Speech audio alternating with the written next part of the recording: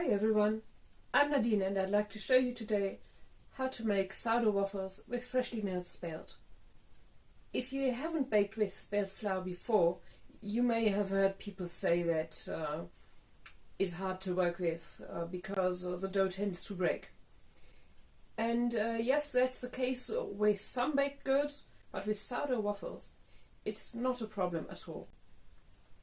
Spelt is just as easy to use as wheat. In fact, it's an ancient form of wheat.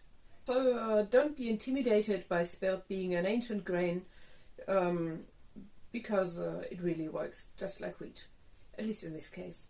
You may need just a little more liquid, but I'll give you the quantities.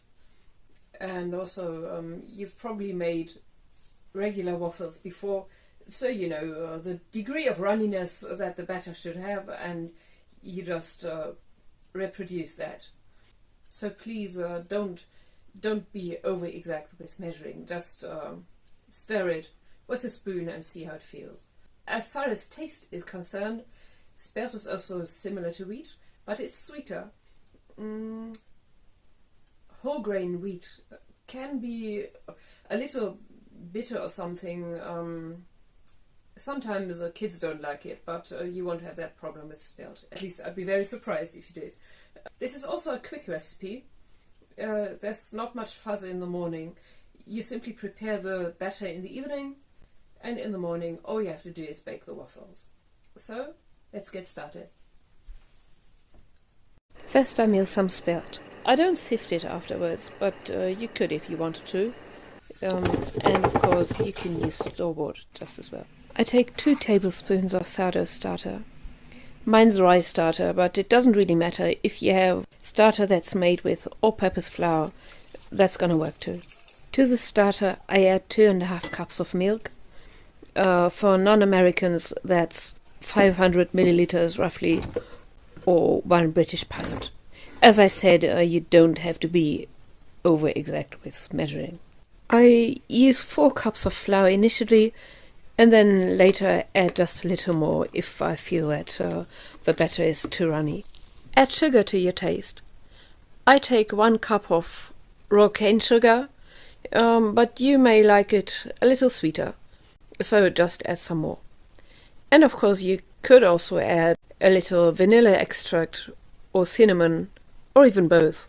Now add 3/4 cups of your preferred oil, for example melted butter, and a pinch of salt. Then stir well and leave it covered overnight. I leave the bowl on the counter in the kitchen, but if your kitchen doesn't get cold at night, you might want to put yours in the fridge.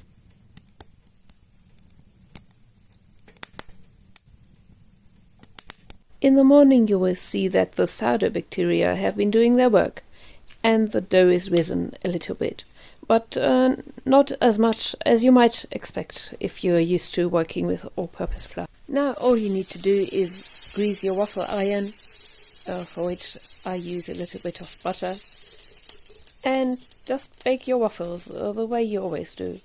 Sourdough waffles tend to get crispy, and if that's how you like them, leave them to cool on a rack. But if you want them soft like I do, just put them on a plate in a pile.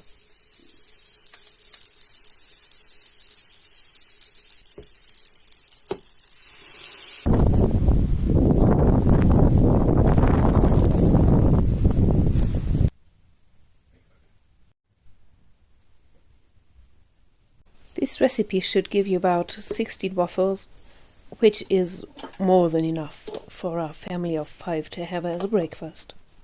Of course there's lots of topping for waffles. We usually have them with applesauce, and this time I had some apple strawberry sauce in my pantry that I canned last summer. Thank you for watching. I hope you enjoyed this video. If you did, please leave me a like and subscribe to my channel, The Cottage Table. And also, if you tried the recipe, please let me know in the comments how it turned out. Bye!